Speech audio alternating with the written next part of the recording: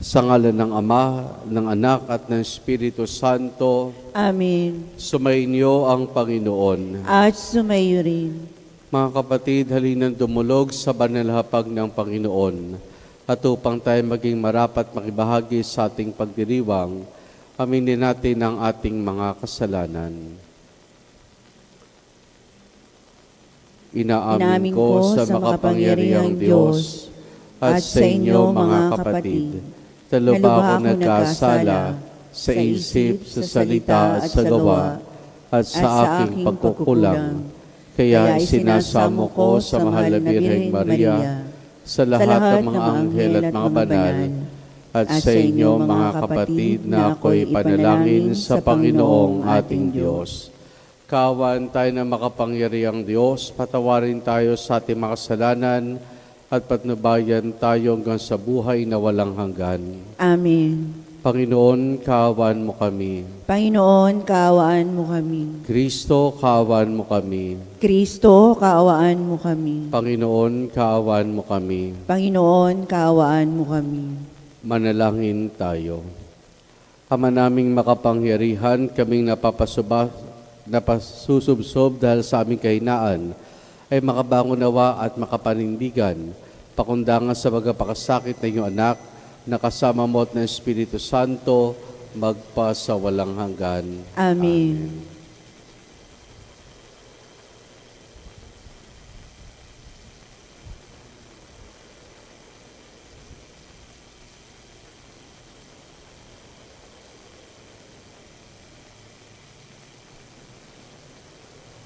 Ang salita ng Diyos mula sa aklat ni Propeta Isaías. Ito ang lingkod ko na aking itataas, na aking pinili at kinalulugdan. Ibubuhos ko sa kanya ang aking espiritu, at sa mga bansay siya ang magpapairal ng katarungan. Mahinahon at banayad kung siya'y magsalita, ni hindi magtataas ng kanyang tinig. Ang marupok na tamboy hindi babaliin, ilaw na andap-andap, di niya papatayin, at ang katarungan ang paiiralin. Di siya mawawala ng pag-asa, ni masisiraan ng loob. Paghahariin niya ang katarungan sa daigdig. Ang mga bansa sa malayo ay buong pananabik na maghihintay sa kanyang mga tupa. Ang Diyos ang lumikha't nagladlad ng kalangitan at nagbigay buhay sa lahat ng bagay dito sa daigdig. At ngayon, ang Panginoong Diyos ay nagsabi sa kanyang lingkod, Akong Panginoon, tumawag sa iyo, binigyan kita ng kapangyarihan upang pairali ng katarungan sa daigdig. Sa pamamagitan mo ay gagawa ako ng pakikipagtipan sa lahat ng tao at magdadala ng liwanag sa lahat ng bansa. Ikaw ang magpapadilat sa mga bulag at magpapalaya sa mga bilanggo ng kadiliman. Ang salita ng Diyos. Salamat sa Diyos. Panginooy aking tanglaw, siya'y aking kaligtasan. Panginooy aking tanglaw, siya'y aking kaligtasan. Tanglaw ko'y ang poon, aking kaligtasan. Kaya walang takot ako kanino man. Sa mga panganib kanyang iingatan, kaya naman ako'y walang agam-agam. Panginooy aking tanglaw, siya'y aking kaligtasan. Kung ang aking buhay ay pagtatangkaan, niyong masasama, sila'y mabubuwal. Panginooy aking tanglaw, siya'y aking kaligtasan. Kahit salakayin ako ng kaaway, magtitiwala rin ako sa may kapal. Panginooy aking tanglaw, siya'y aking kaligtasan. Ako'y nananalig na bago mamatay, masasaksihan ko ang iyong kabutihan, na igagawad mo sa mga hinirang. Sa Panginoong Diyos tayo'y magtiwala, ating patatagin ang paniniwala. Tayo ay umasa sa kanyang kalinga. Panginooy aking tanglaw, siya'y aking kaligtasan.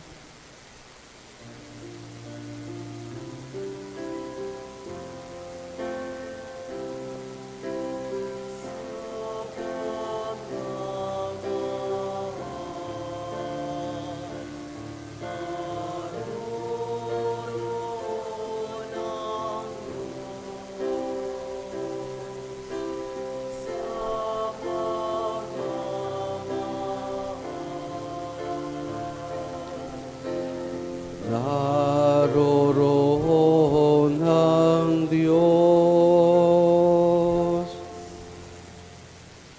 Sumainyo ang Panginoon. At sumaiyo rin. Ang mabuting balita ng Panginoon ayon kay San Juan. Papuri sa iyo, Panginoon. 6 na araw bago magpaskwa, si Jesus ay dumating sa Betania, sa bayan ni Lazaro na kanyang muling binuhay. Ipinaganda siya roon ng hapunan. Naglingkod si Marta at si Lazaro, isa sa mga kasalo ni Jesus. Kumuha si Maria ng mamahaling pabango, 1 libra ng dalisay na nardo, at ibinuhos sa mga paa ni Jesus. Pagkatapos, pinunasan ang kanyang buhok at tumalimuyak sa buong bahay ang pabango. Si Judas Iscariote, ang alagad na magkakadulo kay Jesus, ay nagsabi, "Bakit hindi ipinagbili ang pabango at binigay sa mga dukha ang pinagbilhan? Maaring umabot ng 300 denaryo ang halaga niyan." Hindi dahil sa siya may malasakit sa mga dukha, kaya niya sinabi yon, kundi dahil sa siya ay magnanakaw. Siya nag-iingat ng kanilang salapi at kinukupit niya ito. Sumagot si Jesus, "Ano siya ginugulo ninyo? Pabayaan ninyong ilaan niya ito para sa paglilibing sa akin. Habang panahoy kasama ninyo ang mga dukha, ngunit ako'y hindi ninyo kasama sa habang panahon." Nabalitaan na maraming Hudyo na si Jesus ay nasa Betania, kaya't pumaroon sila, hindi lamang dahil sa kanya, kundi para makita si Lazaro na kanyang muling binuhay. Kaya't binalak ng mga punong saserdote na ipapatay din si Lazaro, sapagkat dahil sa kanya'y maraming Hudyo ang humihiwalay na sa kanila at nananalig kay Jesus. Ang mabuting balita ng Panginoon. Pinupuri ka namin, Panginoong Hesukristo. Magandang umaga po sa ating lahat. Magandang umaga rin po naman. Sa ating pong karanasan sa buhay, hindi sa ating pagkapag-ugnayan sa ating kapwa, maring makita natin ay duda o pagsuporta, pagdududa o dilikaya ay pagmamahal. Sa ating pong unang pagbasa mula po sa aklat ni Propeta Isaias, mula po sa araw nito hanggang sa Miyerkules Santo, ang mapapakinggan natin ay ang sanaysay tungkol sa misteryosong suffering servant o yung nagdurusang lingkod ng Panginoon. Pati sa mga pag-aaral, noong una ay nakala ng nagdurusang lingkod ay walang iba kundi ang Israel dahil sa dinami ng pinagdaanan dito sa kamay ng mga mananakop. Pero ang higit na palagay dito, ang nagdurusang lingkod ay mismo tumutukoy sa ating Panginoon, ang Mesiyas na hinihintay.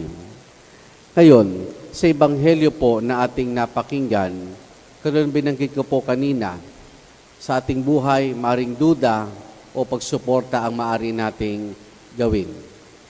Yung una, yung pagdududa. Ito yung ipinamalas ni Judas Iscariote. Ito yung pinamalas ni Judas Iscariote nung pahiran ni Maria ng pabangong nardo, dalisay na nardo, ang paanan ni Jesus at humalimuyak sa loob ng bahay.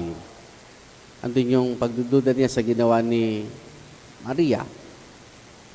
Pero katotohanan ay hindi naman po ito. Nahinayang siya dahil maring maibenta daw yung pabango yun sa halagang 300 denaryo. Gaano ba kalaki yung 300 denaryo? Para mas higit natin makita, hindi ko yan sa peso. Pero sa magkanong halaga ipinagkanulo ni Judas Iscariote si Jesus? Yun nga. Sa gaanong halaga pinagkanulo ni Judas Iscariote si Jesus? 30 denaryo. So 30. Magkano po yung halaga ng pabango? 300. So makita natin yung malaking difference nung halaga nung pabango doon sa tinanggap ni Judas Iscariote para lamang may pagkanulo ang ating Panginoon. Ito naman talagang malaking halaga iyon. Pero sabi nga dito, clarify na hindi dahil sa meron siya malasakit sa mga mahirap, kundi dahil siya ay madalas ay kumukupit sa kanilang kaban, sa kanilang ipon. Pero tignan natin yung katauhan ni Marta ni Maria. Makita natin dito na parating full support pagmamahal sa ating Panginoon. Kung tignan po natin sa tala ng Ebanghelyo, 3 beses nagtagpo si Jesus sa mga magkakapatid na ito. Yung una, nung bumisita si Jesus sa kanilang bahay. Si Marta, anong ginawa? Naghanda ng makakain ng Panginoon. At si Maria, anong ginawa? Naupo sa paanan ng Panginoon. So, yun yung una. Yung pangalawa po ay nung mamatay si Lazaro. Nung mabalitaan ni Maria at Marta na parating na si Jesus, 4 na araw matapos ang kamatayan ni Lazaro, anong ginawa ni Maria? Kaagad-agad ay sinalubong niya ang ating Panginoon. At yung panghuling pagkakataon po, ito yung napakinggan natin ngayon sa Ebanghelyo. 6 na araw bago magpaskwa, matapos muling buhayin ni Jesus, si Lazaro, muli ay pumunta siya sa bahay ng magkakapatid na ito. At yun nga ang nangyari. Si Marta, ganun pa rin, pinaghanda ng pagkain si Jesus. Si Lazaro ang kasama nilang umupo sa pagkainan o sa kainan. At si Maria, na pumasok, ibinuhos niya at ipinunas ang pabangong galing sa nardo sa panan ng ating Panginoon. Ano makikita natin dito? Kung sabihin yung si Marta at si Maria at ang paa ni Jesus. Kasi madalas ganun lang kita natin kay Maria.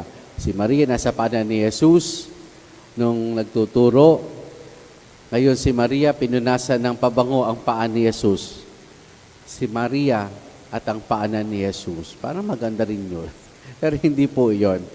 Dito nais natin ipaalala yung bang pagsuporta at pagmamahal ni Maria sa ating Panginoon. Yung pagsuporta niya, yung pagmamahal niya sa ating Panginoon. Yun ang mahalagang makita natin sa ginawa ni Maria. Yung pagmamahal niyang inilalaan para sa ating Panginoon. At nagkataon naman, nung pinunas niya yung pabango, anong sabi ng Panginoon sa kanya? Ano sinabi ng Panginoon tungkol dito? Ito yung paghahanda niya para sa kanyang paglilibing. Mga kapatid, sa buhay natin, madalas may mga pagkakataon mayroong pagdududa. May mga pagkakataon na suporta tayo. Pero higit na kinakailangang mangibabaw parati sa atin ay ang pagmamahal. Pagmamahal sa Diyos, pagmamahal natin sa ating kapwa-tao. Yun yung pinakita, yun yung pinamalas ni Maria. Hindi siya siguro nang hinayang doon sa halaga. Siguro alam na niya gano'ng kamahal iyon. Gano'ng kamahal yung pabango. Pero hindi siya nang hinayang. Yan lang ibabaw yung kanyang pagmamahal sa ating Panginoon. Isang ganyan din tayo. Hindi tayo nang hinayang sa oras na ginugugol natin para sa mga mahal natin sa buhay. Hindi tayo nanghihinayang sa pera na ginagastos natin para sa mga mahal natin sa buhay. Mga kapatid, katulad kahapon, ang sabi ko sa ating pagninilay, na inlove ang Diyos sa atin. Ngayon, pinapakita ni Maria na binabalik niya, sinusuklian niya, hindi ba niya kaya matumbasan ang pagmamahal na pinakita ni Jesus sa kanya at sa pamamagitan ng ginawa niya. Doon sa simpleng pamamaraan na yon, pinakita niya ang kanyang pagmamahal. Amen.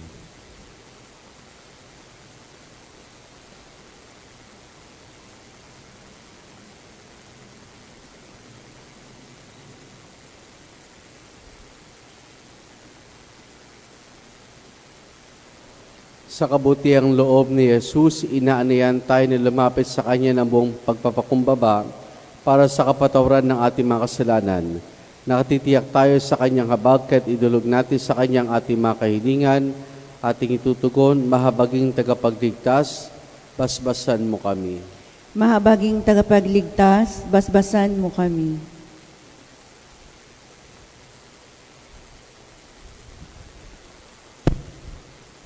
Ang mga nagdurusa at nagdadala ng mabibigat na pasanin sa buhay, naway humarap sa mga pagsubok ng may pagtitiyaga, manalangin tayo sa Panginoon.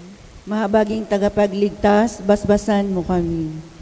Ang mga bilanggo, naway magkaroon ng kaginhawahan ng loob na siyang hatid ng Espiritu, manalangin tayo sa Panginoon.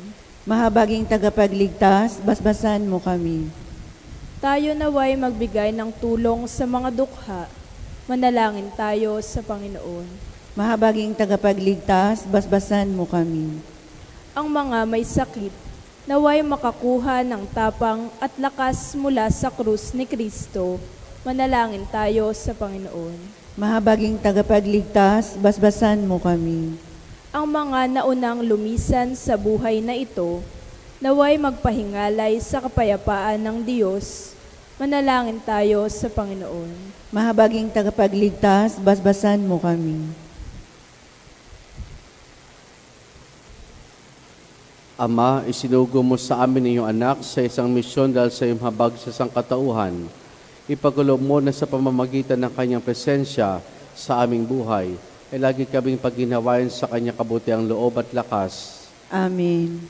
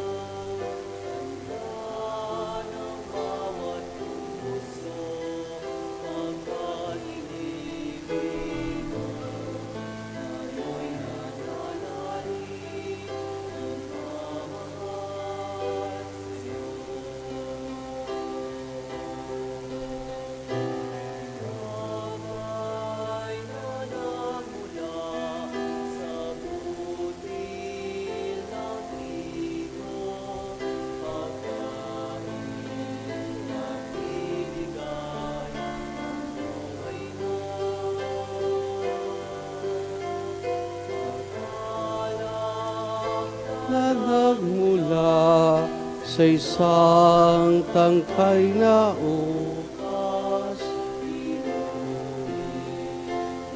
ibigay lakas. Kunin at tanggapin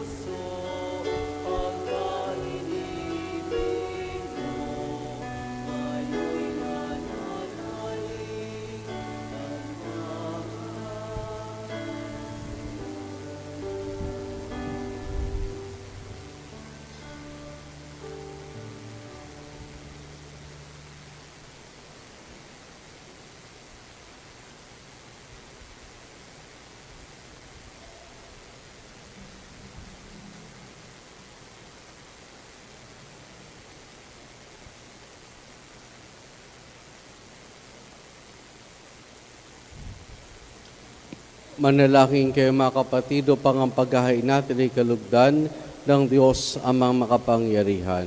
Tanggapin nawa ng Panginoon itong paghahain sa iyong mga kamay, sa kapurihan niya at karangalan sa ating kapakinabangan at sa buong sambayanan niyang banal. Ama naming lumikha, tunghayan mo ang ginaganap naming paghahain na iyong inilaan upang patawad mo'y maibigay sa amin at pamungahin mo sa amin ang buhay na walang maliw sa pamamagitan ni Jesus kasama ng Espiritu Santo magpasawalang hanggan. Amen. Sumainyo ang Panginoon. At sumaiyo rin. Taas sa Diyos sa inyong puso at tiwa. Tinaas na namin sa Panginoon. Pasalamatan natin ang Panginoong ating Diyos. Marapat na siya ay pasalamatan. Ama naming makapangyarihan, tunay nga marapat na ikaw ay aming pasalamatan sa pamamagitan ni Jesus na aming Panginoon. Nababanaagan na namin ang pagdiriwang sa kanyang pagpapakasakit at pagkabuhay. Malulupig na ang dating pagsuway sa pag-ako sa kanyang kusang loob na katapatan at magaganap ng pag-alaala sa aming pag-anib sa iyong tinubos na angkan. Kaya kaisa ng mga anghel, pagsisiawit ng papuri sa nang walang humpay sa kalangitan, kami nagbubunyi sa iyong kadakilaan.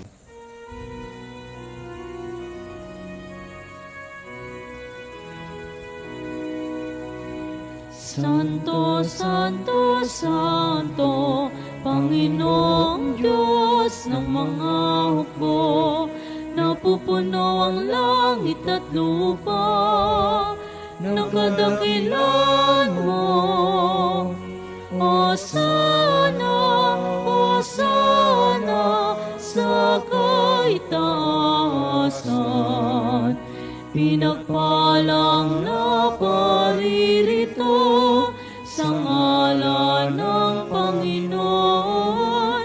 Hosana, Hosana, sa kaitaasan.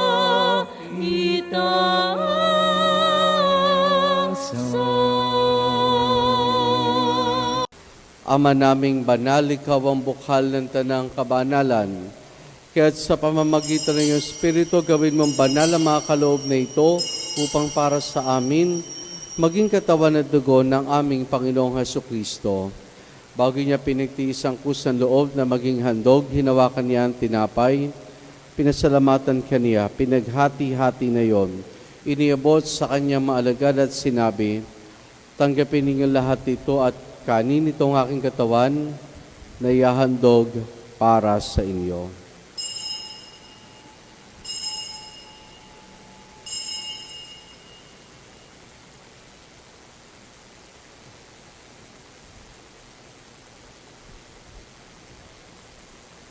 Gayon din naman na matapos ang hapunan, hinawakan niya ang kalis. Muli kanyang pinasalamatan. Iniabot niyang kalis sa kanyang maalagad at sinabi, tanggapin ninyo lahat ito at inumin itong kalis ng aking dugo ng bago't walang hanggang tipan. Ang aking dugo na ibubuhos para sa inyo at para sa lahat sa pagpapatawad ng mga kasalanan. Gawin ninyo ito sa pag-alaala sa akin.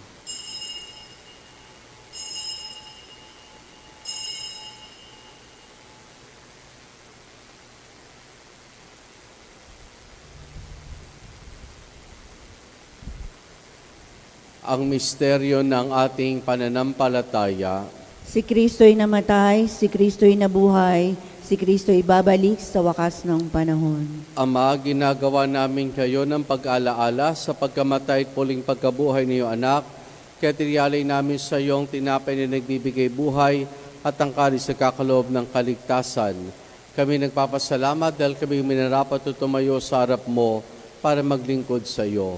Isinasamo namin kaming magsasalo-salo sa katawan at dugo ni Kristo ay mabuklod sa pagkakaisa sa pamamagitan ng Espiritu Santo. Ama, lingapin mo ang simbahan laganap sa buong daigdig, puspusin mo kami sa pag-ibig kay San Francisco naming Papa at ni Dennis aming Obispo at ng Tanang Kaparian. Alalahanin mo rin mga kapatid naming nahimlay na may pag-asang sila'y muling mabubuhay, gayon din na lahat ng mga pumanaw at mga kaluluwa sa purgatorio. Kaawan mo sa patuloyin sa iyong kaliwanagan. Kaawaan mo at pagindapati kaming lahat na makasalo sa iyong buhay na walang wakas. Kaysa ng mahal na Birheng Maria na ina ng Diyos, ang kanyang kabiyak ng puso si San Jose, kaysa ng mga apostol, ni San Juan Bautista at ng lahat ng mga banal, na mo dito sa daigdig ng kalugod-lugod sa iyo, may pagdiwanawa namin ang pagpupuri sa kararangal mo sa pamamagitan ng iyong anak na aming Panginoong Hesukristo. Sa pamamagitan ni Kristo, kasama niya at sa Kanya, ang lahat ng parangal papuri sa iyo, Diyos amang makapangyarihan, kasama ng Espiritu Santo, magpa sa walang hanggan. Amen. Amen. Sa tagubilin man nakagagaling na utos, sa turo ni Jesus na Panginoon natin na Diyos, ipahayag po natin ng lakas loob. Ama namin, sumasalangit ka,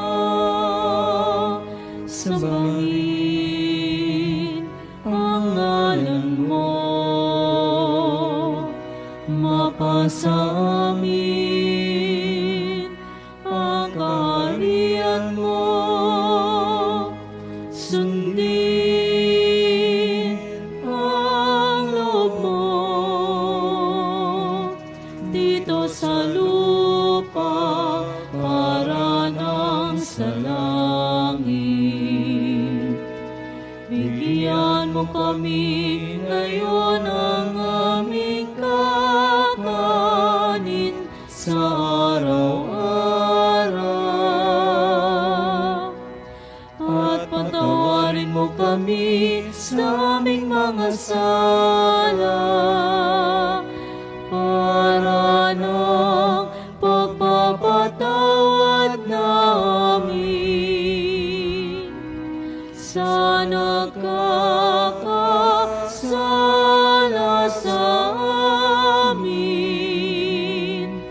At huwag mo kaming ipahintulot sa tukso at iadya mo kami sa lahat ng masama. Hinihiling namin kay Maria sa lahat ng masama, pagkalooban ng kapayapaan, araw-araw iligtas sa kasalanan, at ilayos lahat ng kapahamakan, samantalang aming masayang pinananabikan ang dakilang araw ng pagkapahayag ng tagapagligtas naming si Jesucristo. Sapagkat sa iyo ang kaharian, ang kapangyarihan at ang kapurihan magpakailanman. Amen. Panginoong Jesucristo, sinabi mo sa iyong mga apostol, kapayapaan ang iniwan ko sa inyong aking kapayapaan ang binibigay ko sa inyo. Tuhan mong aming pananampalataya at huwag ang aming mga pagkakasala. Paglooban mo kami ng kapayapaan at pagkakaisa ayon sa iyong kalooban, kasama ng Espiritu Santo magpa sa walang hanggan. Amen. Ang kapayapaan ng Panginoon ay lagi nawang sumainyo. At sumaiyo rin. Mga kapatid, maghangad at magbahagi po tayo ng kapayapaan ni Jesus sa isa't isa. Peace be with you po.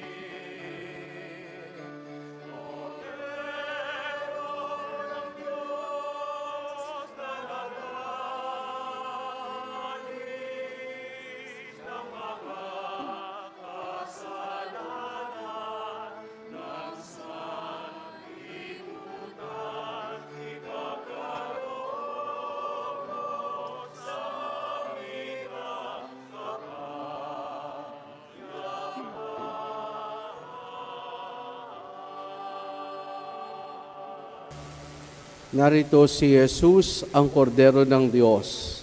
Siya nagali sa mga kasalanan ng sanlibutan. Mapalad ang mga inaaniyahan niya makiisa sa kanyang banal na piging. Panginoon, hindi ako karapat-dapat na magpatuloy sa iyo, ngunit sa isang salita mo lamang ay gagaling na ako.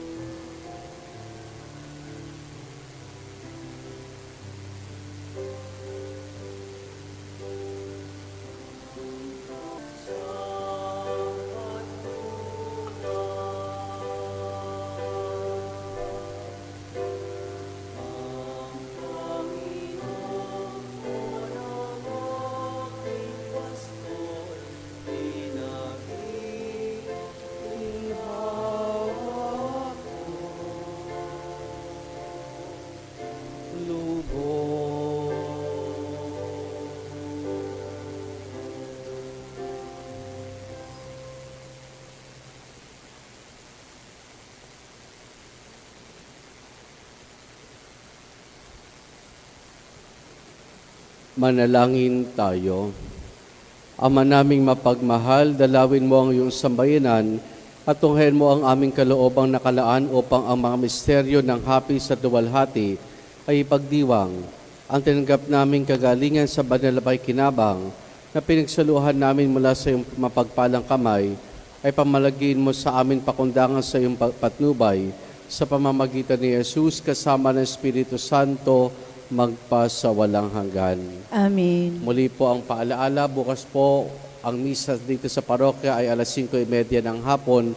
Susundan ng prosesyon sa paggunita natin sa pagsalubong ni Veronica kay Jesus. Sa umaga po ang misa ay nasa katedral alas 9 para sa misa ng Krisma at pagkapanibago ng pangako ng mga kaparian ng ating diocese. At pagkatapos po ng misa ngayon ay gaganapin natin at ipagpapatuloy ang pabasa ng pasyon. So kung kayo po ay masyadong gagawin pa ngayong araw, pwede kayo bumasa ng pasyon dito po sa ating parokya. Salamat po. Sumayin niyo ang Panginoon At sumairin. at pagpalain tayong lahat ng mabuti at mapagmahal na Diyos sa Ama, Anak at Espiritu Santo. Amen. Naialay na natin ang pagdiriwang ng banal na misa, humayo tayo at magmahal. Salamat sa Diyos.